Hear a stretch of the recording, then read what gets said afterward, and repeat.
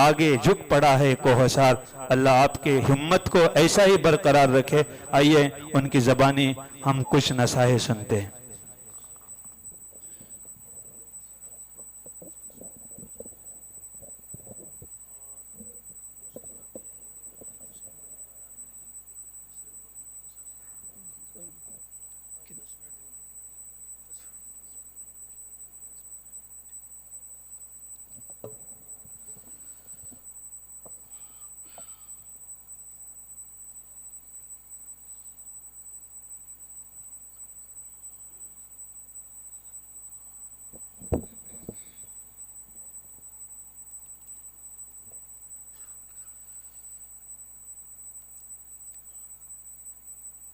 الحمد لله رب العالمين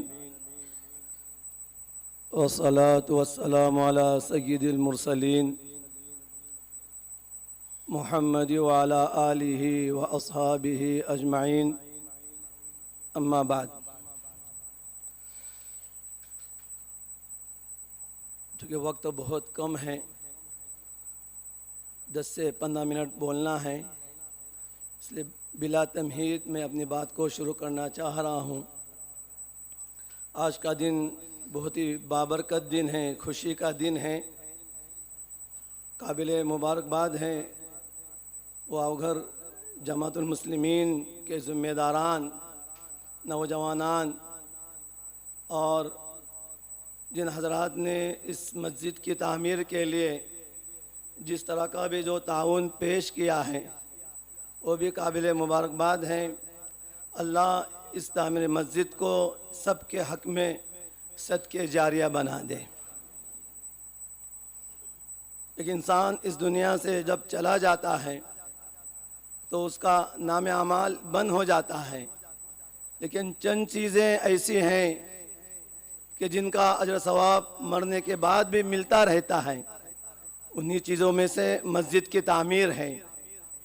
ہم تو اس دنیا سے چلے جائیں گے، لیکن انشاءاللہ چونکہ مسجد قیامت تک باقی رہیں گی، ایک مرتبہ جو مسجد بنتی ہے قیامت تک وہ مسجد رہتی ہے، تو قیامت تک کا اس کا اجر ثواب بنانے والوں کو، تعاون کرنے والوں کو، فکر کرنے والوں کو ملتا رہے گا۔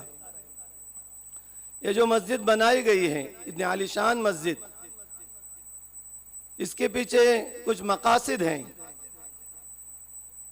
دنیا میں کوئی بھی جب کام کیا جاتا ہے تو کسی نہ کسی مقصد کے تحت کیا جاتا ہے، تو اب اس تعمیر مسجد کے مقاصد کیا ہیں، اس پر ہمیں نظر ڈالنا ہے، اس کو ہم کو سمجھنا ہے۔ جہاں تک نماز پڑھنے کا معاملہ، وہ تو پہلے بھی نماز ہم پڑھتے تھے، یہ کوئی نئی بات نہیں، بلکہ ہماری خصوصیت تو یہ ہے، اس امت کی خصوصیت ہے کہ نبی پاک صلی اللہ علیہ وسلم نے فرمایا جویت لنا الارض، کہ ہمارے لیے زمین کو مسجد بنا دیا گیا ہے، یعنی یہ زمین ہم سب کے لیے سجدہ گاہ ہے۔ انسان جہاں نماز پڑھتا ہے اس کی وہ نماز ادا ہو جاتی ہے۔ تو تعمیر مسجد کے پیچھے بہت سارے مقاصد ہیں۔ نبی پاک صلی اللہ علیہ وسلم کی زندگی جو ہم جب دیکھتے ہیں، نبی پاک صلی اللہ علیہ وسلم اور صحابہ کی سیرت اور تاریخ کو جب پڑھتے ہیں تو پتہ چلتا ہے کہ اس مسجد ہی سے بہت بڑا عظیم الشان ایک انقلاب پیدا ہوا، اور انسان اور وہ معاشرہ جو گناہ میں پھنسا ہوا تھا، ہر طرح کے گناہ، کون سی ایسی برائی تھی جو اس معاشرے میں نہ ہو، ان تمام برائیوں سے نکالنے کا سبب اور ذریعہ اس وقت کی وہ مسجد بنی تھی۔ ہاں، جو برائیاں آج ہم اپنے معاشرے میں دیکھ رہے ہیں، اپنے نوجوانوں میں، اپنے مستورات میں، وہ تمام برائیاں اس زمانے میں بھی تھی، لیکن اس مسجد کے ذریعے سے اللہ تبارک و تعالیٰ نے ان تمام برائیوں کا خاتمہ کیا، ان تمام برائیوں کو دور کر دیا۔ تو مسجد صرف نماز کے لیے نہیں، بلکہ नबी पाक सल्लल्लाहु अलैहि वसल्लम और साहबा ताबईन का ही मामला नहीं, हमारे अपने अकाबिरीन, हमारे अपने बड़े, अपने इलाके के एतबार से मैं बात कर रहा हूं, अब इलाके कोकन के एतबार से खुसूसन मैं आपके सामने बात पेश कर रहा हूं। अगर आप अपनी तारीख को देखेंगे तो पता चलेगा कि ये खुसूसियत रही है कोकन की कि हर गांव और हर बस्ती में, चाहे वो बस्ती 10-15 घरों की क्यों ना हो, वहां जो है एक जमात बनाने की कोशिश की गई, जिसको हम जमातुल मुस्लिमीन कहते हैं।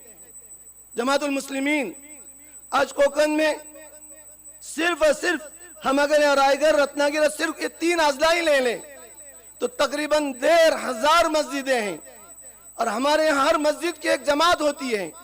जैसे कि यहाँ जमातुल मुस्लिमीन जिसने इस मस्जिद की तामीर की है, तो हर मस्जिद की एक जमात जिसको हम जमातुल मुस्लिमीन कहते हैं, तो अब तकरीबन इन 3 अजला के अंदर 1,500 मस्जिदें हैं, 1-2 नहीं। अब हर मस्जिद की एक जमात, तो तकरीबन 1,500 जमातें हुई, 1,500 इदारे हुए। और आपको मालूम है हम तो अक्सर 99% इदारी मस्जिदें ये हमारे जो है रजिस्टर है, उसकी कमेटियां बनी हुई हैं। तो ये जो जमातुल मुस्लिमीन का निजाम जो चला, जमातुल मुस्लिमीन का निजाम, मैं तमाम जिम्मेदारान चाहे वो घर से हो या अतराफ से जिन बस्तियों से आए हुए हैं, उनकी मैं तवज्जो चाहूंगा, उनकी तवज्जो चाहूंगा। हम ये जमातुल मुस्लिमीन का निजाम जो हमारे आबा अजदाद का कायम किया हुआ है, ये कोई 10-20 साल का नहीं, 50, 60, 70 साल का नहीं, ये तो सैकड़ों साल का निजाम कायम किया हुआ है। ये बात अलग है कि हम अपनी तारीख भूल चुके हैं। पिछले मर्तबा भटकल के अंदर एक बहुत बड़ा इजलास हुआ। भटकल वहां का रहन सहन हमारे रहन सहन से मिलता है। वहां के जो हजरात जो शवाफिल मसलक, हमारा इलाका भी शाफिल मसलक है, तकरीबन हम मशरब हैं, हम मसलक हैं। तो जबान के एतबार से नवायती बोलते हैं, हम कोकनी बोलते हैं, मिलती जुलती जबान है। तो उन्होंने एक इजलास किया था। कौन सा वो इजलास था? इजलास किस उन्वान पर था? वहां के जमातुल मुस्लिमीन को 1,000 साल मुकम्मल हुए। कितने साल? 1,000 साल मुकम्मल हुए। उनके पास तारीख महफूज है। उनके पास वहां उस वक्त जो दारुल कज़ा का काम चलता था, उस वक्त से लेकर आज तक कौन कौन कुजात बने, किन किन लोगों ने, और ये सब काम जमातुल मुस्लिमीन के माताती में होता था। 1,000 साल। अब हम अंदाजा कर सकते हैं, हमारे यहाँ इस्लाम कोई बात भी नहीं आया। बहुत पहले हमारे इस मुल्क में, हमारे इस साहिल से के तरफ पहले इस्लाम आया है, उसके बाद फिर जुनूब में पहले आया, फिर शुमाल में चला गया है। हाँ, तो हमारा भी अगर आप देखें 200-300 साल की तारीख हमारे जमातुल मुस्लिमीन की भी महफूज है। महफूज है। क्या मकसद था उसका? क्या किया जाता था? जमातुल मुस्लिमीन की जिम्मेदारी सिर्फ मस्जिद के तामीर की नहीं थी। आज जो तस्वुर हो गया है, आज जो ये समझा जा रहा है, आज ये जो समझा जा रहा है कि जमातुल मुस्लिमीन का काम ये है कि मस्जिद की तामीर की जाए, मस्जिद की तामीर के बाद इमाम और मुअद्दिन के तनख्वाह की फिक्र की जाए, और ज्यादा से ज्यादा कुछ अगर हो तो मकतब का एक निजाम किया जाए। हमने अपने मकासद को समेट लिया है। इन मकासद के तहत इन जमातुल मुस्लिमीन का निजाम नहीं बनाया गया था, नहीं बनाया गया था। मकासद बहुत सारे थे। अब चूंकि मस्जिद बनी है, बहुत अच्छे लोग हैं यहाँ के, बड़े फिक्रमंद, इतनी फिक्रों से, इतनी मेहनतों से अल्हम्दुलिल्लाह इस मस्जिद की तामीर हुई है। इस मस्जिद की तामीर हुई है। तो हम सोचना चाहिए कि हमारे क्या मकासद है, हमारे क्या मकासद है। हम याद रखिए, हमारा जमातुल मुस्लिमीन की तरफ से जो काम अंजाम दिए गए वो कोई मामूली काम नहीं थे, वो कोई मामूली काम नहीं थे। बड़े बड़े काम होते थे, बड़े बड़े काम होते थे। कुछ बड़े उम्र के लोग भी यहाँ बैठे हुए हैं। मैं ये कहना चाहूंगा कि जब गांव और बस्ती के एतबार से جب میاں بیوی کے درمیان میں تنازعات کا معاملہ ہوتا، جھگڑوں کا معاملہ ہوتا، تو ہم نے اپنے بچپنے میں دیکھے، جوانی میں بھی ہم نے دیکھا اس معاملے کو کہ جماعت مسلمین کے ذمہ داران ان کو لے کر بیٹھتے تھے، اور کس کے لیے؟ سمجھانے کے لیے، آپس کے صلح کے لیے۔ کئی سال ایسے گزر جاتے، کہیں سے کسی خلا اور طلاق کی آواز کان میں نہیں پڑتی تھی۔ اگر کسی محلے میں، کسی بستی میں اگر ایک بھی طلاق یا خلا کا معاملہ ہو جاتا، یقین جانیے، یقین دیکھی ہوئی چیز ہم آپ کے سامنے پیش کر رہے ہیں، اور آپ بڑے لوگ اس کے گواہ ہوں گے کہ کسی بستی کے اندر کوئی طلاق کا معاملہ ہو جاتا تو پورے بستی پر سناٹا چھا جاتا تھا، گویا کیا کسی کی موت ہو گئی ہے۔ صحیح ہے؟ دیکھ صحیح ہے، ایسا لگتا تھا کہ گویا کہ کچھ لوگ یہاں بیٹھے ہوئے، کچھ لوگ وہاں بیٹھے ہوئے، کچھ لوگ وہاں بیٹھے ہوئے، جیسے کسی کی موت کے بعد بیٹھتے تھے۔ کیا ہوا؟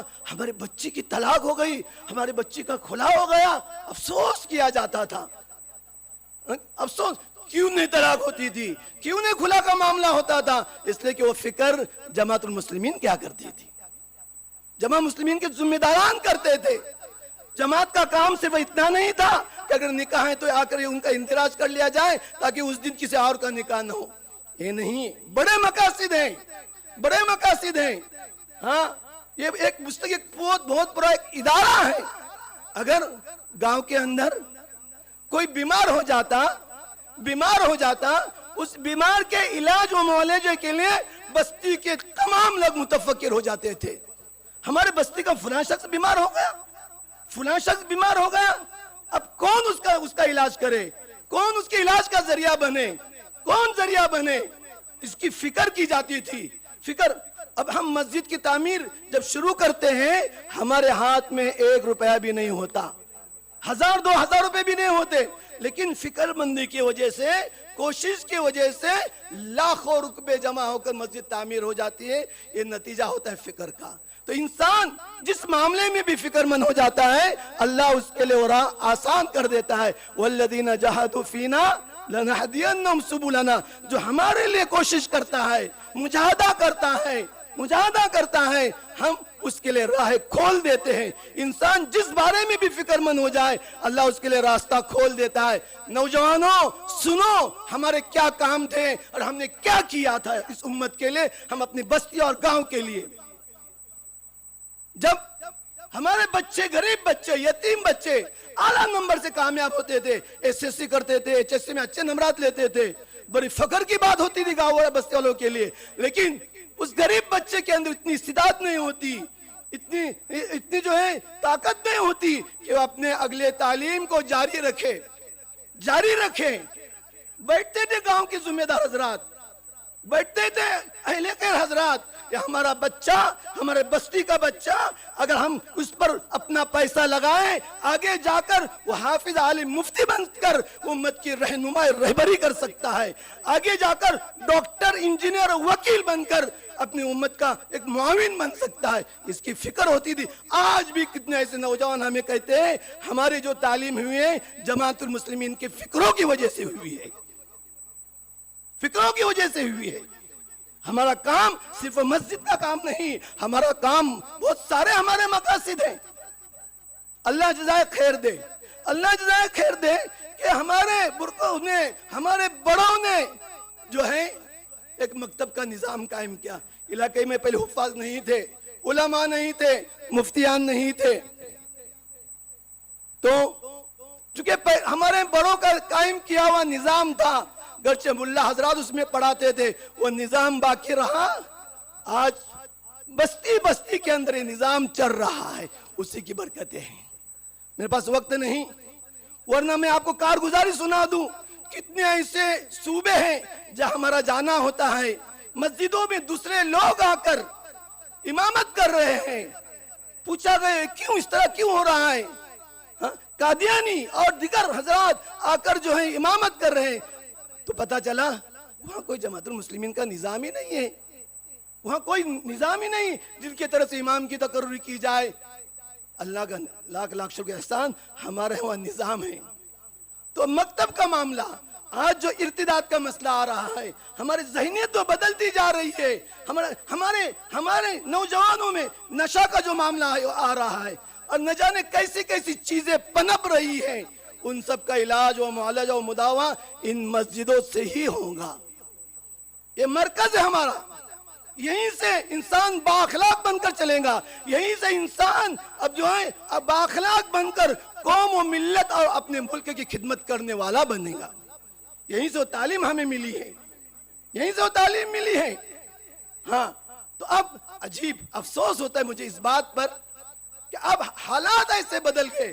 ماشاءاللہ آپ کے ہاں تو بھی خوشی ہوتی ہے دیکھ کر، بعض جگہوں پر جانا ہوتا ہے کہ اگر جماعت المسلمین کی میٹنگ لگائی جاتی ہے، ماہانہ بولو یا جو ہے سہمائی بولو یا سالانہ، تو ہونا یہ چاہیے تھا کہ نوجوان کو خوشی ہو جاتی، بڑوں کو خوشی ہو جاتی، چلو آج کی جماعت کے اندر ہم نئے نئے منصوبے پیش کریں گے، نئے نئے پروگرام بنائیں گے، یتیموں کے بارے میں بنائیں گے، بیماروں کے بارے میں بنائیں گے، مریضوں کے بارے میں ہم اس سلسلے میں فکر کریں گے، وہ نوجوان جو نشہ کر رہے ہیں ان کے بارے میں ہم فکر ہو جائیں گے۔ اس طرح کے پروگرام بنا کر ہم بناتے ہیں اور بنا کر جماعت المسلمین کے میٹنگوں میں چلے جاتے ہیں۔ لیکن آج جو تصور ہمارے نوجوانوں کے ذہنوں میں جو آ رہا ہے، چلو آج کے میٹنگ کے لیے آج تو ڈنڈے نکلیں گے، آج تو میں تو ہوں گی۔ استغفر اللہ، ہم وہ ہیں، اس لیے ہماری جماعت کا نظام قائم کیا گیا ہے۔ ہاں اللہ نے کیسی صلاحیتوں سے نوازا ہے، کیا پیسوں کی کچھ کمی ہے؟ کیا صلاحیتوں کی کچھ کمی ہے؟ کس چیز کی کمی ہے؟ فکروں کی کمی ہے، اصل مقصد کو سمجھنے کی کمی ہے۔ ہاں اگر ہر جماعت المسلمین کے تحت، ہر جماعت کے تحت اگر اس طرح کے اگر فکریں ہوں، دیکھیے کیسا انقلاب آتا ہے، کیسا انقلاب۔ حضرت مولانا نے کہا نا ہمارا تعلق مسجد سے ہو، آج ہم دوسروں کو مسجد سے متعارف کروا رہے ہیں اور ہم ہی اپنے مسجد سے ناواقف، ہم جو دور ہو چکے ہیں، ہمارے نوجوان ہمارے مسجد سے دور ہو گئے۔ کہتے ہیں کسی باہر کسی جگہ پر جلسہ رکھو، اس لیے کہ نوجوان ہے نا مسجدوں میں نہیں آتے ہیں۔ استغفر اللہ، یہ جملہ ہم سن رہے ہیں۔ کہتے ہیں نوجوانوں کا پروگرام رکھنا ہے، کسی باہر کسی جگہ رکھا جائے، کیوں؟ اس لیے کہ آج کل نوجوان مسجدوں میں نہیں آ رہے، پھر کیوں؟ یہ لاکھوں کی کروڑوں کی مسجدیں کس لیے بنائی جا رہی ہے؟ کس لیے بنائی جا رہی ہے؟ کس کے لیے بنائی جا رہی ہے؟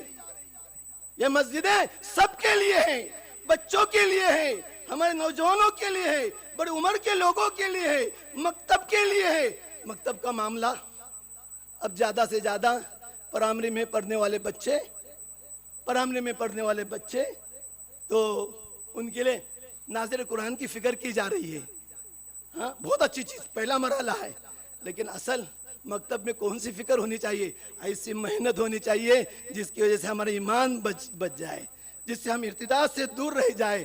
ہم ایمان باللہ کیا ہے، ایمان بالملائکہ کیا ہے، ایمان بالرسول کیا ہے، ایمان بالیوم الاخر کیا ہے، ان تمام چیزوں کو نوجوانوں کو سمجھانے کی ضرورت ہے۔ مجھے بڑی امید ہے جیسے ہمت کے ساتھ ماشاءاللہ ہمارے یہاں کے ذمہ داروں نے یہ مسجد بنائی ہے، ہاں اس اعتبار سے ان تمام اطراف کے بھی بہت سارے لوگ یہاں آئے ہوئے ہیں کہ بیٹھیں، جماعت لگائیں اور جماعت لگا کر ان مقاصد پر غور فکر کریں کہ یہ مقاصد کس طرح ہمارے بستی کے اندر قابو میں آ سکتے ہیں۔ ہاں صرف تعمیر مسجد کا نام مسجد نہیں ہے، مسجد ہو جہاں ایمان بنے، مسجد ہو جہاں اعمال بنے، مسجد ہو جہاں اخلاق بنے، وہ ہماری مسجدیں ہیں۔ ہاں مسجد ہو جہاں دل کے اندر ہمدردی پیدا ہو جائے۔ اسلام تو وہ ہے، اس نے صرف مسلمانوں کے ساتھ ہمدردی کرنے کا حکم نہیں دیا، اسلام وہ ہے جو انسانیت کے ساتھ ہمدرد ہے، اسلام وہ ہے جس نے انسانیت سے بڑھ کر جانوروں کے ساتھ ہمدردی کرنے کا حکم دیا ہے۔ یہ تعلیم کہاں ملیں گی؟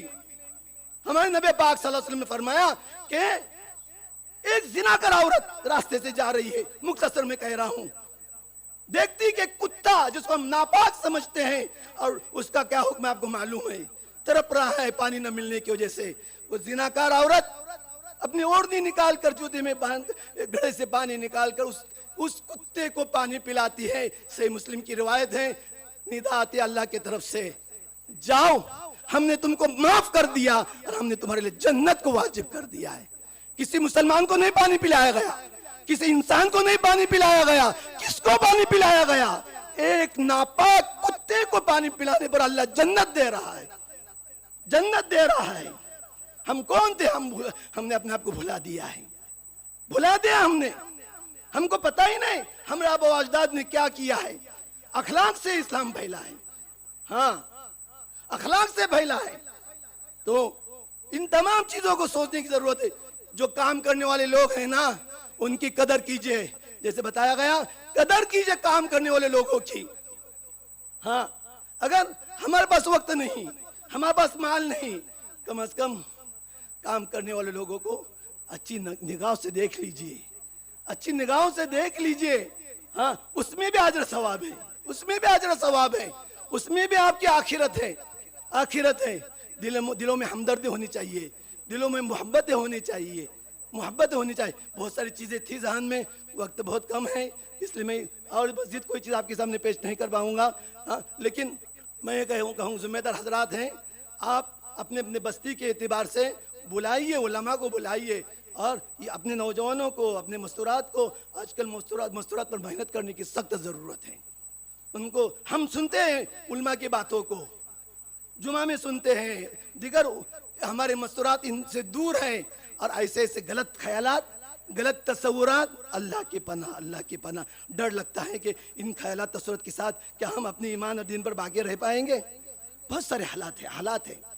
تو اس اعتبار سے ہمارے مستورات پر کام کرنے کی ضرورت ہے, نوجوانوں پر کام کرنے کی ضرورت ہے. اور ماشاءاللہ ہمارے نوجوان, ہمارے ذمہ داروں نے اسی مقصد کے تحت کہ ہمارے نوجوان با اخلاق ہو جائیں, قوم, ملت اور ملک کی خدمت کرنے والے بن جائے, ایک دوسرے کی معاونت کرنے والے بن جائے, یہ سب فکریں مسجدوں سے ہی ہوں گی.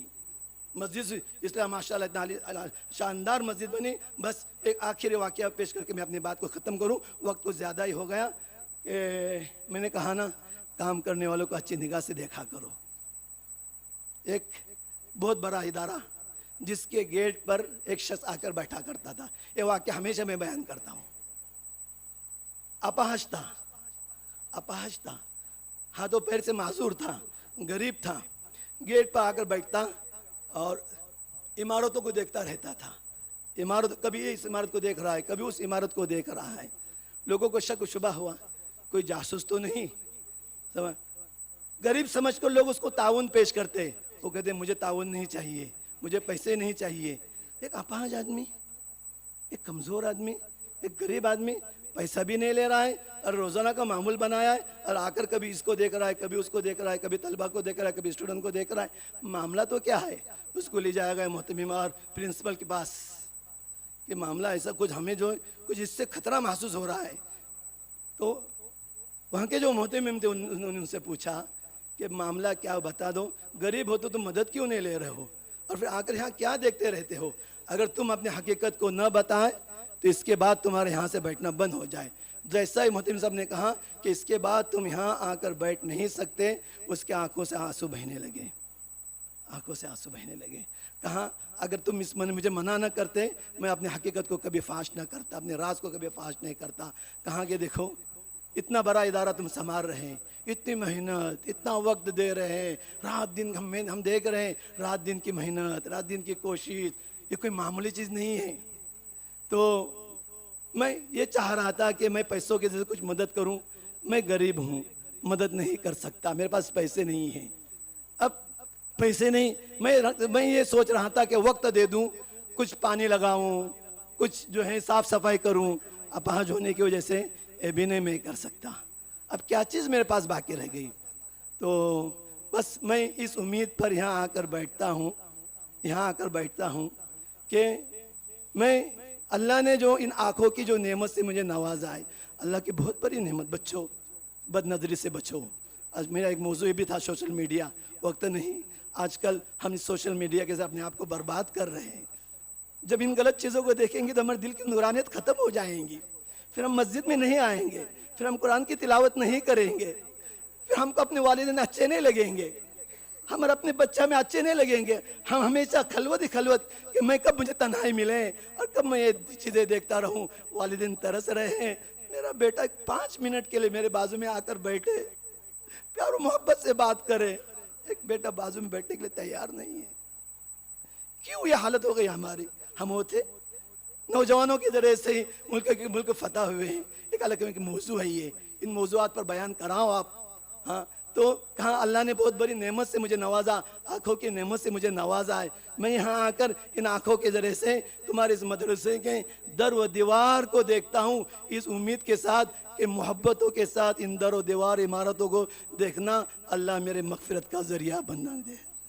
अल्लाहु अकबर। ऐसे भी लोग हैं और हम हैं करने वाले लोगों को काम करने नहीं देते। खामखा की इधर उधर की बातें, बेबुनियाद बातें, तोहमतें और उसके अलावा कुछ भी नहीं, बेबुनियाद बातें नुकसान कर रहे हैं। कई इदारे बने खत्म हो गए, कई इदारे बने खत्म हो गए। आज हमें स्कूलों की ज़रूरत है, हमें कॉलेजेस की ज़रूरत है, हमें मेडिकल इंजीनियरिंग कॉलेज की ज़रूरत है, बड़े बड़े मदारिस की ज़रूरत है। करने वाला काम तो नहीं कर रहे हैं, तफसीर तज्ज़िये में लग चुके हैं। अल्लाह हम सब की हिफाजत फरमाए, हम सब की हिफाजत फरमाए। अज़्म इरादा करके जाएं कि हमें नमाज तो पढ़ना ही है, कहीं नहीं कहीं तो नमाज पढ़ना ही है, ये तो पढ़ेंगे ही पढ़ेंगे। लेकिन हमारा बहुत बड़ा मकसद है, हम छोटे मकसद के नहीं बहुत बड़ा मकसद लेकर इस दुनिया में आए हैं। वरना हमारी ज़िंदगी क्या हमारी है? हमारी ज़िंदगी क्या? ज़िंदगी तो बहुत सारे गुजारे, जानवर भी अपनी ज़िंदगी गुजार रहे, ज़िंदगी गुजारे। नौजवानों ने क्या क्या करके दुनिया से चले गए, हम क्या कर रहे हैं, क्या कर रहे हैं? थोड़ी देर सोचिए, ज़्यादा से ज़्यादा वक्त मस्जिद में लगाने की कोशिश कीजिए, जिक्र में तिलावत में लगाने की कोशिश कीजिए, और जो है अपनी ज़िंदगी में तकवा तहारत ये बहुत ही ज़रूरी है। बाकी फिर कहने वाले कहने दो, हमें जवाब अल्लाह को देना है, हमें थोड़ी इंसानों को जवाब देना है। हमारा मामला अल्लाह के साथ, अल्लाह से डरते हुए काम कीजिए, इंशाल्लाह आगे बढ़ते रहें। फिर कोई कुछ भी करें, इंशाल्लाह अल्लाह आपसे खुश हो जाएगा और बहुत सारे काम आपसे लेंगे। बस इसी पर मैं अपनी बात को ख़त्म करता हूँ। व आखिर दावाना अल्हम्दुलिल्लाह रब्बिल आलमीन। माज़रत, कुछ वक्त ज़्यादा ले लिया।